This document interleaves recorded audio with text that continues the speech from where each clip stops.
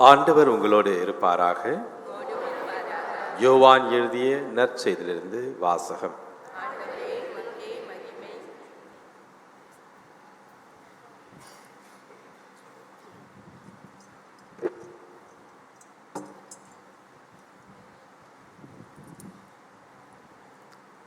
அன்று வாரத்தின் முதல் நாள், அது மாலை வேளை. யூதர்களுக்கு அஞ்சி சீடர்கள் தாங்கள் இருந்த இடத்தின் கதவுகளை மூடி வைத்திருந்தார்கள். அப்போது இயேசு அங்கு வந்து அவர்கள் நடுவிலே நின்று, உங்களுக்கு அமைதி உரித்தாகுக என்று வாழ்த்தினார். இவ்வாறு சொல்லிய பின் அவர் தம் கைகளையும் விலாவையும் அவர்களிடம் காட்டினார். ஆண்டவரை கண்டதால் சீடர்கள் மகிழ்ச்சி கொண்டார்கள். இயேசு மீண்டும் அவர்களை நோக்கி, உங்களுக்கு அமைதி உரித்தாக. தந்தை என்னை அனுப்பியது போல நானும் உங்களை அனுப்புகிறேன் என்றார். இதை சொன்ன பின் அவர் அவர்கள் மேல் ஊதி, தூய ஆவியை பெற்றுக்கொள்ளுங்கள். எவருடைய பாவங்களை நீங்கள் மன்னிப்பீர்களோ அவை மன்னிக்கப்படும். எவருடைய பாவங்களை மன்னியாதிருப்பீர்களோ அவை மன்னிக்கப்படா என்றார். 12 ஒருவரான திதீம் என்னும் தோமா இயேசு வந்தபோது அவர்களோடு இல்லை. மற்ற சீடர்கள் அவரிடம், ஆண்டவரை கண்டோம் என்றார்கள். தோமா அவர்களிடம், அவருடைய கைகளிலே ஆணிகளால் ஏற்பட்ட தழும்பை பார்த்து அதிலே என் விரலை விட்டு அவர் விழாவிலே என் கையை இட்டாலன்றி நான் நம்ப மாட்டேன் என்றார். 8 நாள்களுக்கு பின் அவருடைய சீடர்கள் மீண்டும் உள்ளே கூடியிருந்தார்கள். அன்று தோமாவும் அவர்களோடு இருந்தார். கதவுகள் பூட்டப்பட்டு இருந்தும் இயேசு உள்ளே வந்து அவர்கள் நடுவிலே நின்று, உங்களுக்கு அமைதி உரித்தாக என்று வாழ்த்தினார். பின்னர் அவர் தோமாவிடம், இதோ என் கைகள், இங்கே உன் விரலை விடு, உன் கையை நீட்டி என் விலாவிலே இடு, ஐயம் தவிர்த்து நம்பிக்கை கொள் என்றார். தோமா அவரை பார்த்து, நீரே என் ஆண்டவர், நீரே என் கடவுள் என்றார். இயேசு அவரிடம், நீ என்னை கண்டதால் நம்பினாய், காணாமலே நம்புவோர் பேறு பெற்றோர் என்றார். வேறு பல அரும் அடையாளங்களையும் இயேசு தம் சீடர்கள் முன்னிலையிலே செய்தார். அவையெல்லாம் இந்நூலிலே எழுதப்படவில்லை. இயேசுவே இறைமகனாகிய மெசியா என நீங்கள் நம்புவதற்காகவும் நம்பி அவர் பெயரால் வாழ்வு பெறுவதற்காகவுமே இந்நூலில் உள்ளவை எழுத பெற்றுள்ளன. இது கிறிஸ்துவின் நற்செய்தி.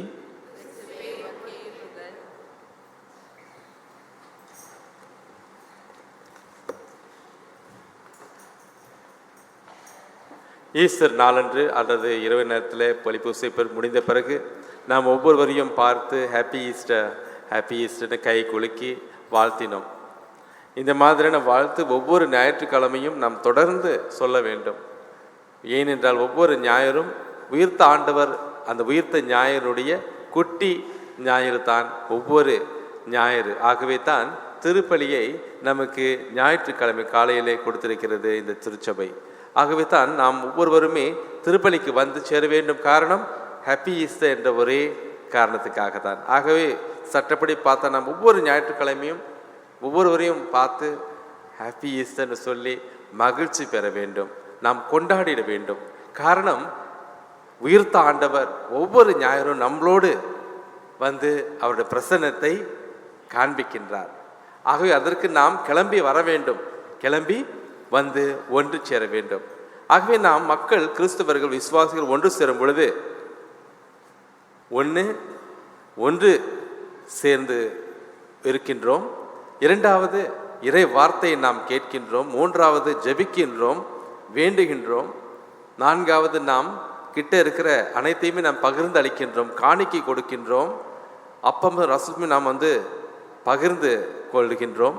இறுதியிலே நாம் அனுப்பப்படுகின்றோம், ஈஸ்வரின் மக்களாக உலகிற்கு அனுப்பப்படுகின்றோம். ஆகவே இது திருவிருந்து.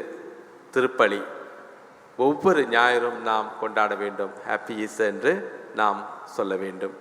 ஆகவே இந்த ஈஸ்டர் காலம் என்றது சும்மா குறிப்பிட்ட இந்த காலம் மட்டுமல்ல, ஒவ்வொரு ஞாயிறுமே நாம் உயிர்த்த ஆண்டவரை நினைவில் கொண்டுகின்றோம். இறை மக்களே, சமீபத்தில் ஒருத்தவங்க வீட்டுக்கு போயிருந்தேன். ஒரு விசுவாசி, அவங்க வயசானவங்க சந்திக்க போயிருந்தேன். அவங்களுக்கு ஜெபித்த பிறகு அந்த ஹாலில் ஒரு பெரிய படம், குடும்ப படம். ஆனால் அது பிளாக் அண்ட் ஒயிட்டில் இருந்துச்சு. பழைய காலத்தில் படம்லாம் வெள்ளை கருப்பில் இருக்கும். அப்போ பார்த்தேன், இது கண்டிப்பாக ரொம்ப வருஷமான ஒரு படம். அவங்க சொன்னாங்க, ஆமாம் இது எங்கள் தாத்தா பாட்டி காலத்தில் உள்ள படம்னு சொல்லி அவங்க தாத்தாவையும் பாட்டியையும் கூட இருக்கிறவங்க அப்பா அம்மா கூட இருந்தவங்க அப்பாவுடைய சகோதரர்கள் படம். அப்புறம் இவங்க இவங்களுக்கு இப்போ 80 வயசு இருக்கும்.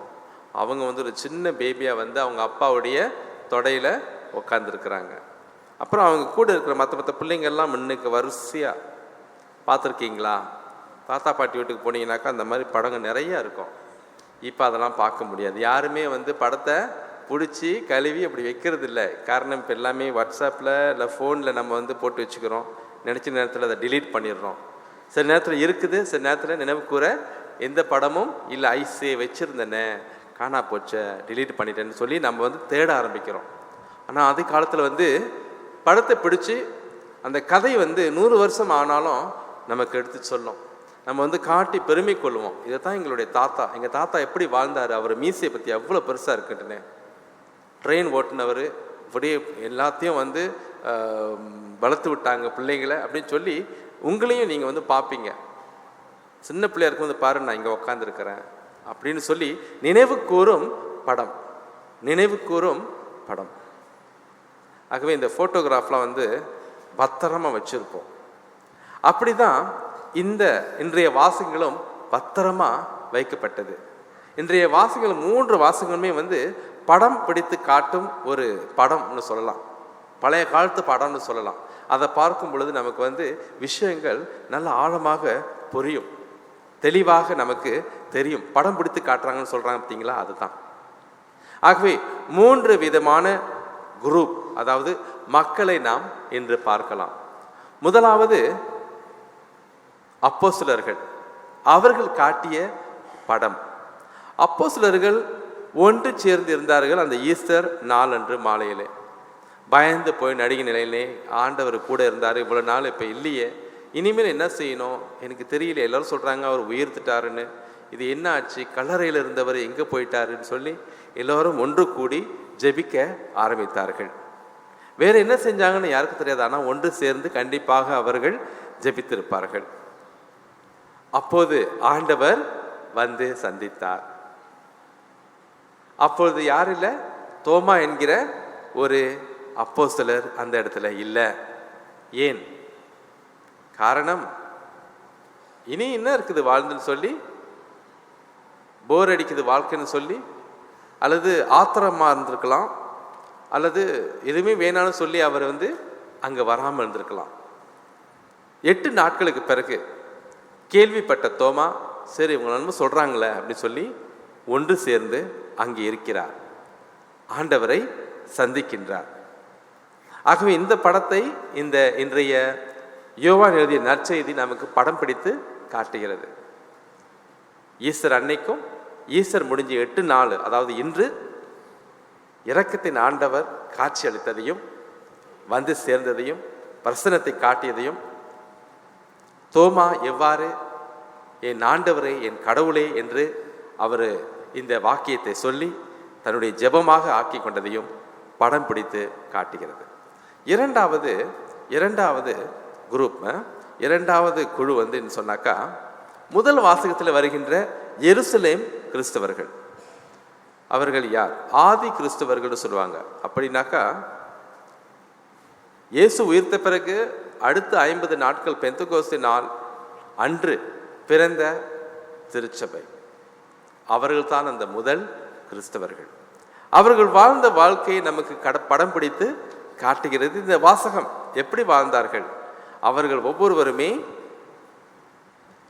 நல்ல ஜெபம், பலி பூசைக்கு வருவது, இறை வார்த்தையிலே கலந்து கொள்வது, அவர்களுடைய விசுவாசத்தை ஆழப்படுத்துவது, அவர்களில் இருக்கும் பொருள்களெல்லாம் அவர்கள் ஒன்று சேர்த்து பகிர்ந்து ஏழை எளியோருக்கு உதவி செய்ய ஆரம்பித்தார்கள். அப்படி வாழ்ந்தது அந்த கிறிஸ்தவம். ஆதி கிறிஸ்தவர்கள் வாழ்ந்த வாழ்க்கை அது. அப்போஸ்தலர் படி நமக்கு படம் பிடித்து காட்டுகிறது.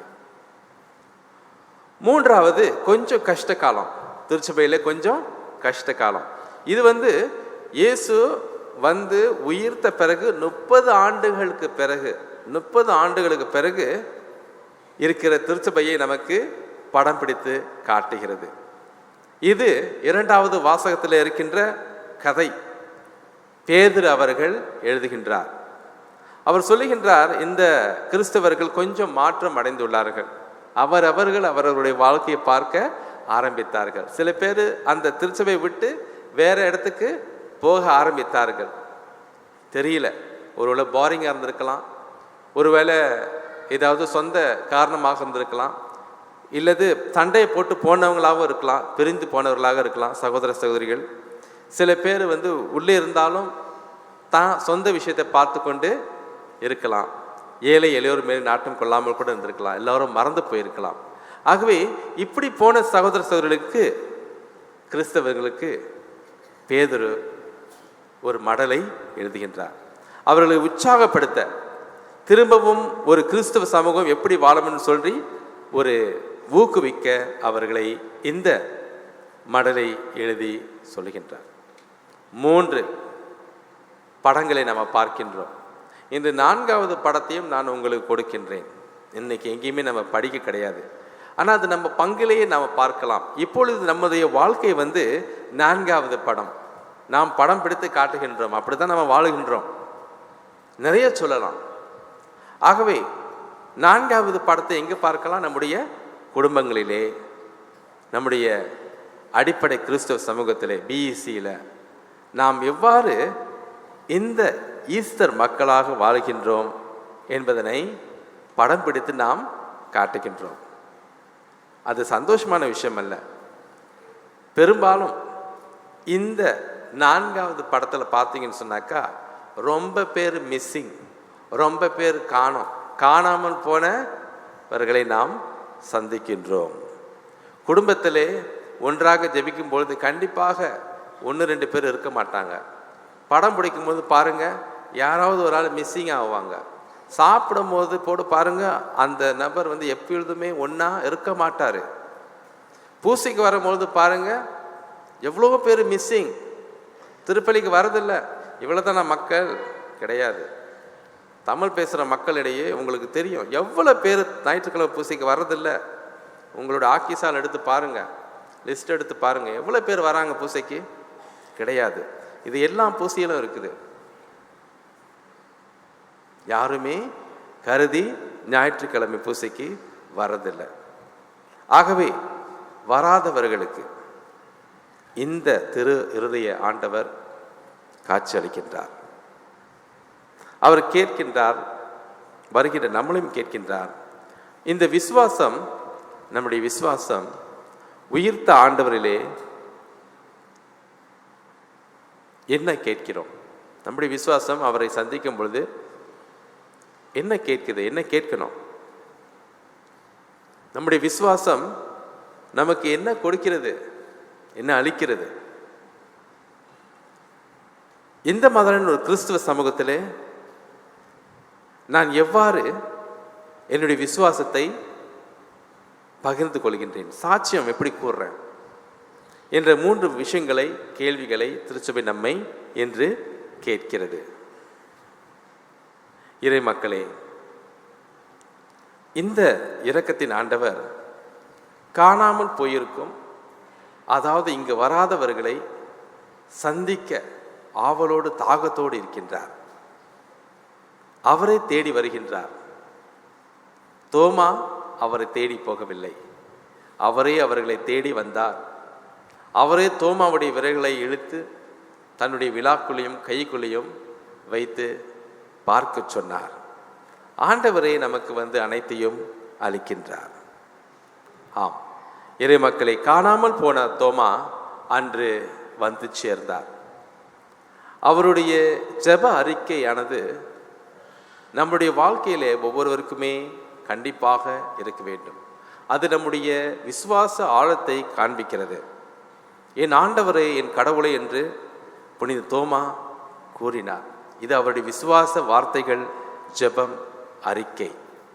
வாழ்க்கை முழுவதுமே இதனை வைத்து அவர் தொடர்ந்து போதிக்கலானார். என் ஆண்டவரே, என் ஆண்டவர் என்றால் நீரே எனக்கு எல்லாம் முதலிடம் என்று சொல்லி ஆண்டவர் பாதத்திலே அவர் விழுகிறார். தன்னை முழுமையாக கொடுக்கின்றார். கடவுளுக்காகவே அனைத்து நல்ல சேவைகளையும் அவர் தொடர்ந்து செய்கின்றார். அனைத்தும் இறைவனுக்கே என்று சொல்லி என் ஆண்டவரே என்று கூப்பிடுகின்றார். என் கடவுளே, என் கடவுளே என்று சொல்லும் பொழுது, என் கடவுளே என்று சொல்லும் பொழுது நீரே அனைத்துமே எனக்கு, வேறு எதுவும் கிடையாது. நான் இறுதி வரை உன்னை நேசிப்பேன். நான் இறுதி வரை உனக்காக சாட்சியம் பகருவேன். காரணமே நீரே எனக்கு அனைத்தையும் அளிக்கின்றீர். இந்த என் ஆண்டவரே, என் கடவுளே என்கிற தோமாவுடைய ஜெபம் நம்முடைய வாழ்க்கையிலும் ஒரு பெரிய சக்தியை கொண்டு வரலாம். அப்படியேப்பட்ட தோமாவுக்கு ஆண்டவர் காட்சி அளித்தார். வாழ்க்கையில் எந்த விதமான சோகமும் இடையூறுமே சவால்களும் வராமல் தடுத்திருக்கலாமே. அப்படியேப்பட்ட தோமா இந்தியாவுக்கு நற்செய்தி எடுத்து சொல்லும் பொழுது ஆசியா நாடு வந்து சேர்ந்த அந்த தோமா அவருக்கு பல மாதிரியான சவால்கள் ஏற்பட்டன. அந்த சவால் வரும், தொந்தரவு வரும் நேரங்களெல்லாம் தோமா என் ஆண்டவரே, என் கடவுளே என்கிற ஜெபத்தை சொல்லி சொல்லி சொல்லி தன்னையே அவர் ஏற்றி வைத்தார். தன்னை அவர் பலத்தை கொண்டு வந்து அவர் ஊக்குவிப்பு செய்து கொண்டார். ஆகவே இந்த ஜெபம் அவருக்கு பெரிய ஒரு பலமாக இருந்தது. அவருக்கு ஊக்குவிப்பு தரும் ஒரு வார்த்தைகளாக இருந்தது. தொடர்ந்து அவர் செயல்பட்டார். இறுதியிலே ரத்தம் சிந்தினார் இந்த திருச்சபைக்காக. அப்பொழுதும் பாருங்க, என் ஆண்டவரே, என் கடவுளே என்ற ஜெபத்தோடு அவர் தன்னையே பங்களித்தார் இந்த திருச்சபைக்காக. இன்றைக்கு நீங்களும் நானும் இந்த ஜெபத்தை எழுதிடலாம். எந்த வார்த்தைகளை சொல்லி என்னுடைய கிறிஸ்துவ வாழ்க்கை, இந்த ஈஸ்டரின் வாழ்க்கை, ஈஸ்டரின் ஒரு நபராக, ஈஸ்டருக்கு ஒரு அறிக்கை, விசுவாச அறிக்கை செய்யும் ஒரு விசுவாசியாக நான் இன்று மாறிடலாம். நம்ம ஒவ்வொருவருமே இன்னைக்கு வீட்டுக்கு போய் ஒரு சின்ன விசுவாச ஜெபத்தை ரொம்ப நீட்டாக கச்சிதமாக 2 வார்த்தையில் 3 வார்த்தைகளில் எழுதி அதனை வைத்துக்கொள்வோம். எப்பொழுதும் பார்த்தீங்கன்னா ஃபேஸ்புக்கில் வந்து ஒரு கேப்ஷன் போடுவாங்க, ஏதாவது ஒரு விஷயத்தை போடுவாங்க. அந்த மாதிரி தோமா இன்னைக்கு ஒரு ஃபேஸ்புக் இருந்துச்சுன்னாக்கா அவர் போட்டிருப்பார் கண்டிப்பாக. அல்லது ஒரு வாட்ஸ்அப்பில் ஒரு கேப்ஷன் வரும், என் ஆண்டவரே, என் கடவுளே என்று சொல்லி. அப்படின்னா நீங்களும் நானும் இன்னைக்கு போய் நம்முடைய விசுவாசை காட்டும் ஒரு வாக்கியத்தை நாம் அமைத்து கொள்வோம். இது ஒவ்வொன்றுமே நமக்கு வந்து விசுவாசத்தை ஆழப்படுத்த உதவிட இருக்கும். நம்மையும் மறந்து தன்னலத்தை துறந்து நாம் பிறருக்கு சேவை செய்ய நமக்கு உந்து சக்தியாக இருக்கும். எப்பொழுதும் ஜெபிக்கும் ஈஸ்டர் மக்களாக நம்மை இட்டு செல்லும். இதைத்தான் அந்த இரக்கத்தின் ஆண்டவர் இன்று விரும்புகின்றார். இறை மக்களே, மேலும் தொடர்ந்து நாம் நம்மளுடைய கிறிஸ்தவ வாழ்க்கையிலே சும்மா சர்ச்சில் மட்டுமல்ல, இந்த ஈஸ்டரின் மக்கள் நாம் வாழுகின்ற குடும்பத்திலும் ஆக்கிசாவிலும் நாம் கொண்டு வருவோம். காணாமல் போக வேண்டாம். தோமாவை போல 8 நாட்களுக்கு பிறகு திரும்பி ஆண்டவரிடத்திலே வந்து சேருவோம். அது எதற்காக? நாம் உருவாக்கப்பட வேண்டும், மாற்றப்பட வேண்டும். ஆகவே ஆக்கிசாவிலே நடக்கின்ற ஒவ்வொரு மாத ஒன்று கூடுதலிலே நீங்கள் அறிக்கைத்தாள் செய்கிறீங்களா, ஜெபமாலை செய்கிறீங்களா, ஒன்று சேர்ந்து சாப்பிட்றீங்களா, பரவாயில்லை, ஒன்று சேர வேண்டும். அடிப்படை கிறிஸ்துவ சமூகத்திலே மாதத்துக்கு ஒரு வாட்டி அதை நீங்கள் ஒன்று சேர வேண்டும். கிளம்பி செல்லுங்க, ஆண்டவர் அங்கே உங்களை சந்திப்பார். ஒற்றுமையை நாம் நிலைநாட்ட வேண்டும், அதற்காக பாடுபட வேண்டும். தோமா வந்து சேர்ந்த பொழுது அங்கே ஒற்றுமை இருந்தது. நம்ம இப்படி காணாமலே போனாக்கா, இல்லாமலே போனாக்கா எங்கிருந்து வரும் ஒற்றுமை? உன்னுடைய ஆக்கிசாவுக்கு நீ போறியா? எல்லாரும் வந்து பங்களவில் நோண்ட பார்க்குறோம், எல்லாத்தையும் செய்ய பார்க்குறோம் பங்களவில். வேண்டாம், அடிப்படை கிறிஸ்தவ சமூகத்துக்கு நீ செல்லு. இந்த ஒற்றுமையானது முதல்ல உன்னுடைய குடும்பத்தில் நீ பிரசன்னமாக இருக்கணும். ஆண்டவர் அங்கேயும் உனக்காக காத்திருக்கிறார். அடுத்து அடிப்படை கிறிஸ்தவத்தில் நீ ஒன்று சேரும் பொழுது அங்கே ஒற்றுமையை நாம் படம் பிடித்து உலகிற்கு காட்டுகின்றோம். மூன்றாவது உரையாடுதல், டயலாக். உரையாடுதல் சொல்லும் பொழுது 3 விதமான வட்டங்கள். முதலிலே உன்னுடைய குடும்பமான வட்டம் படப்பிடித்து காட்ட வேண்டும். ஆஹா, ஒன்றாக இருக்கின்ற ஜெபம், ஒன்றாக சாப்பிட்ற ஒரு குடும்பம் ஒன்றாக ஜெபிப்பார்கள். கண்டிப்பாக ஒன்றாக ஜெபிக்கின்ற குடும்பங்கள் எப்பொழுதும் ஒன்றாக படம் பிடித்து உலகிற்கு காட்டுவார்கள். இரண்டாவது வட்டம் வந்து பங்கு, அடிப்படை கிறிஸ்துவ சமூகம், ஆதிசா. அந்த அளவுலையும் நம்ம வந்து எப்பொழுதுமே பிரசன்னமாக இருப்போம், ஈடுபடுவோம். மூன்றாவது வட்டமானது பிற சமயத்தினரோடு. அப்படின்னாக்கா எல்லா சமயத்தினர், அந்த மலாய்க்காரர்கள், இந்து மக்கள், சீக்கியர்கள், சீனர்கள் எல்லோரும் சேர்ந்து நம்ம வந்து எப்பயுமே உரையாடல் கொள்வோம், ஒரு நல்ல நட்புறவை கொள்ளுவோம். எது செய்தாலும் அவர்களோடு கொண்டாடுவோம். Vaisakhi, Hari Raya, Pongal, Christmas, Chinese New Year, பிறகு மாதர்ஸ் டே, ஃபாதர்ஸ் டே வரும்பொழுது அவர்களையும் நம்ம அழைத்து நாம் கொண்டாடுவோம். சும்மா சேர்ச்சுகளுக்கு போட்டு ஓட்டிக்கிட்டு இருக்கிறது இல்லை, குண்டு சட்டியில குதிரை ஓட்டுறதில்லை. இப்படி வெளியில போறது தான் நமக்கு வேண்டும். இது விசுவாச அறிக்கை, இது ஈஸ்டரின் மக்களுடைய சாட்சியம். அடுத்து ஏழை எளியோர், ஆதி கிறிஸ்தவர்கள் செய்தது போல செல்லுவோம். நம்மையே துறந்து அன்பை நாம் வெளிப்படுத்தும் உலகிற்கு. மேக் அ டிஃப்ரென்ஸ் சொல்லி நம்ம வந்து கோமேட் போட்டோம். அது வந்து மாற்றம், என்னுக்குள்ளே மாற்றம் வந்து பிறருக்கு அந்த மாற்றத்தை கொண்டு வரும் ஒரு நிகழ்ச்சி தான் அது. அதே போல இன்று நாம் வெளியில் போகும் பொழுது இந்த மாற்றத்தை நமக்குள்ளேயும் பிறருக்குள்ளேயும் நாம் கொண்டு வருகின்றோம். முக்கியமாக ஏழை எல்லோர் உடைய வாழ்க்கையிலே அவர்கள் நமக்கு நண்பர்களாக மாறுகின்றார்கள். இறை மக்களே, இவை அனைத்துமே நமக்காக இன்று ஆண்டவர் அவர்களே வெளிப்படுத்துகின்றார். இரக்கத்தின் ஆண்டவர் சும்மா வாங்க இரக்கத்தை கொடுக்குறேன் அப்படின்னு சொல்றதுக்கு இல்லை. இரக்கத்தை இன்னும் நமக்கு உள்ளுக்கே இறக்கிறது இல்லை. இரக்கம் நம்ம கிட்ட எப்பயுமே இருக்குது. நாம் ஆண்டவருக்காக தேடி போகின்றோம், அதுதான் கேள்வி. தோமா திரும்பவும் சென்றார், ஒன்று சேர்ந்தார், ஆண்டவர் அவரை தொட்டார், பரிசுத்த ஆவியானவர் அவரிலே உந்து சக்தியாக இருந்தார், வழிநடத்தியது. ஆகவேதான் என் கடவுளே, என் ஆண்டவரே என்று சொல்லி அவர் அறிக்கையிட்டார். வாருங்கள், சிந்திப்போம், நாம் செயல்படுவோம். இன்றே செல்லுவோம். ஒற்றுமைக்காக, திருச்சபைக்காக நாம் அன்பு செய்து பாடுபடுவோமாக. ஆண்டவர் ஆசீர். எழுந்து நின்று விசுவாசத்தை நாம் அறிக்கையிடுவோம்.